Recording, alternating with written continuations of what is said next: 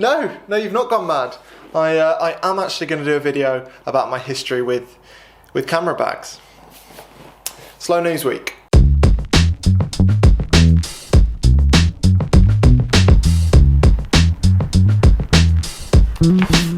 Yes, I've just sat down to edit this video. I know you haven't seen most of it yet, but basically for this video, for pretty much the first time on this channel, I tried to set up a secondary camera just because I thought it'd be a bit more interesting to have another angle to look at the bags and stuff at. I used a point and shoot for that shot, but it turns out that I pointed and shooted in slightly the wrong direction. So yeah, you'll just have to put up with one angle, I'm afraid. Here's the video. So I've done a couple of videos before about camera bags, primarily about my Peak Design everyday backpack, which I've been using pretty much all the time for the past year or two, up until the past few weeks when I've been using something else.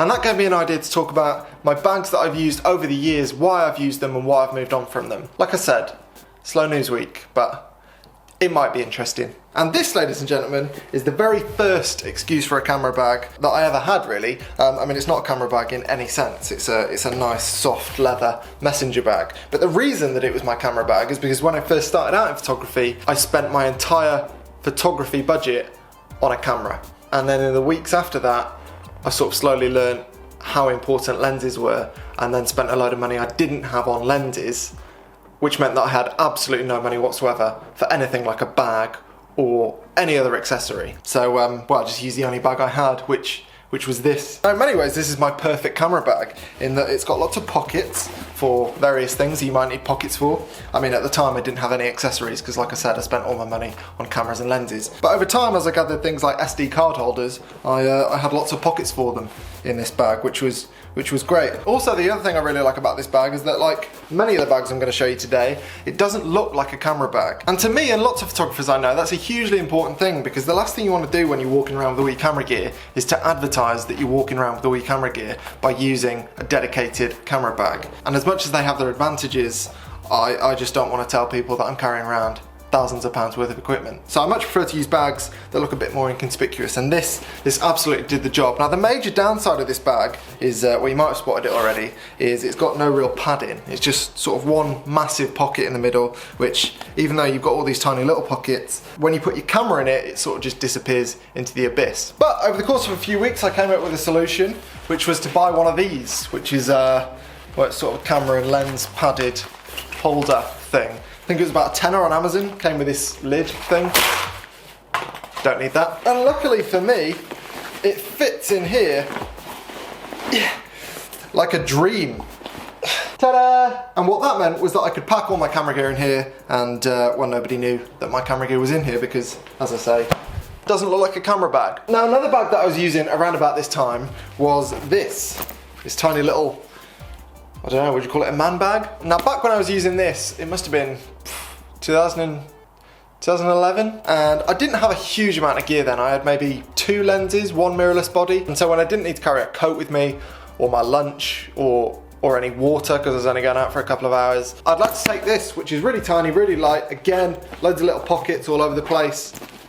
As you can see, big front pocket here, pockets inside it, and same premise, I bought another one of these. I don't really know what you call these, but sort of padded, dividery things to keep your camera gear in. This one is made by Crumpler.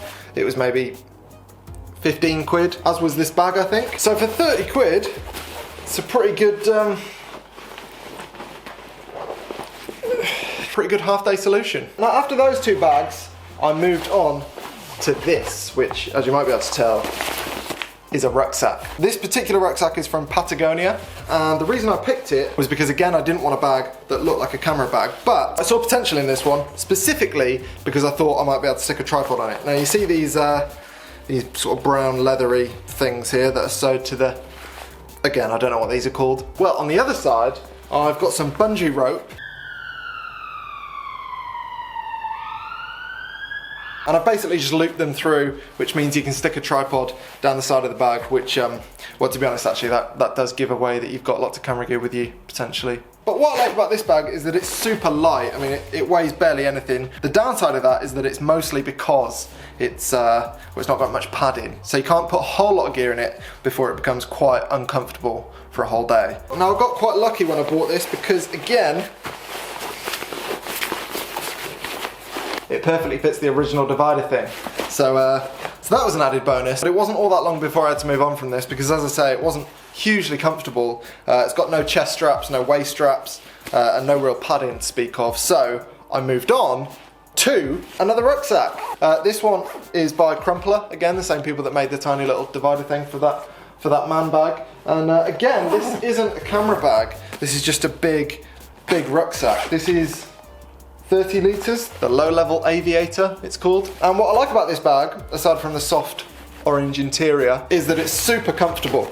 Look at all that padding. And the padding is bright blue, which nobody sees, but I like it. And it's also ribbed, which means that there's some ventilation. I mean, I bought this in Australia, and I can tell you that this has seen lots of sweat. But the waist strap's handy. It's got these zipped pockets, so you can stick, I don't know, filters and lens cleaners, whatever you might want to stick in there.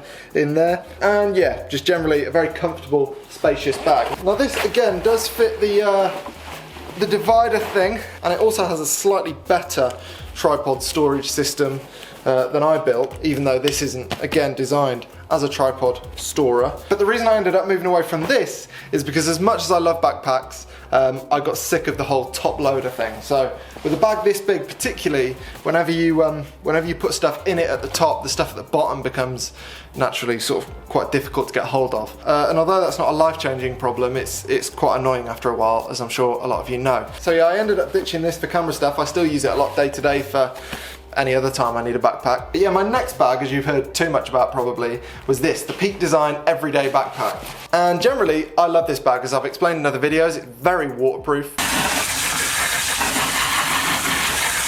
And it's the first bag I've had. There's lots of crap in the top of here at the moment, so ignore that. But yeah, the first bag I've had that's had these individual dividers that can be changed and adjusted to put lenses or straps, whatever it might be, in however you wish. Now, my personal disappointment with this bag has come from, well, probably not any fault of the bag, to be honest, just a fault of me. I still struggle to swing this around my body in the way that all the pictures show. Let me demonstrate. To swing it, is this the way? Swing it, yes. Swing it around my body like this, and get out whatever I need to get out, change lenses or whatever I might be doing, without putting the bag down. Now these straps are the best straps I've ever used, and they sort of swing independently of each other, which means it's very comfortable and it should be quite easy to swing the bag around. But for some reason I still struggle, and whenever you've got to put your bag down to change a lens or to get another piece of equipment, you're not always in the best place to do it, whether that be like a busy street in London or on top of a mountain somewhere. And that is basically why I've started looking at other options to this, as a complement really, rather than a replacement, because there are definitely still times when I want to use this, but yeah, just not all the time and just not for all jobs. So I've started using this, as some of you might have noticed in my other videos recently. This is the ThinkTank Retrospective 30, and this is the first messenger bag that I've had that's a dedicated camera bag. But one of the things I love about this so much is that you can't tell it's a camera bag. It just looks like a normal bag. That said, you open it up inside and there are lots of compartments dedicated, very obviously, to photography gear. So you've got lots of dividers. It comes with like 5 or 6 different dividers, I think. And I found room for at least 2 mirrorless bodies in here, 2 or 3 lenses, some water. You can stick a gorilla pod on the top of here. There are loads of compartments for accessories or stuff. I'll do a review, actually, of this bag in a few weeks' time, I think, because I've been super impressed with it. And they've just thought of a lot of stuff. So in these front pockets, I can keep all my filters.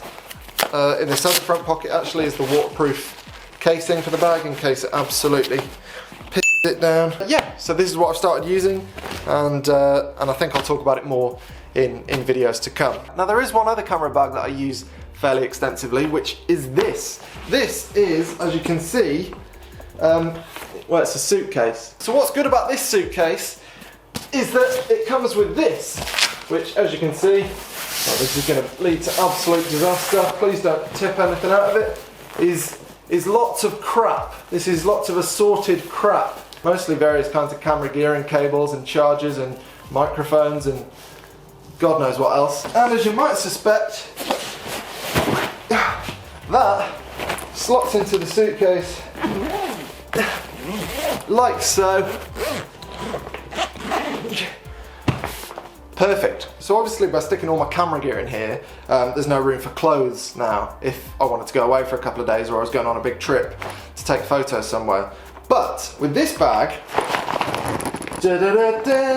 it extends to basically double the size, which means yes, you have room for your camera gear, but also you've got room for all your clothes too. And at least in its condensed state, it's small enough as a carry-on with most airlines.